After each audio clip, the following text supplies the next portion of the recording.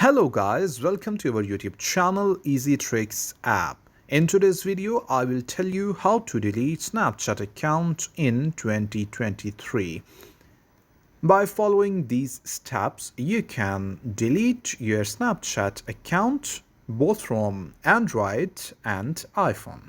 So let's start the video. First of all, open your Snapchat app. Now click on your profile, the upper left corner, and then click to settings and then scroll down and go to I need help and then scroll down and click on managing my account. And the second option you can see delete or reactivate my account.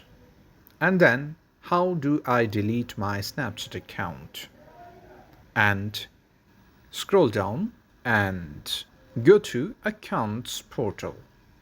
And here is your Snapchat username. Just enter your password and click on continue.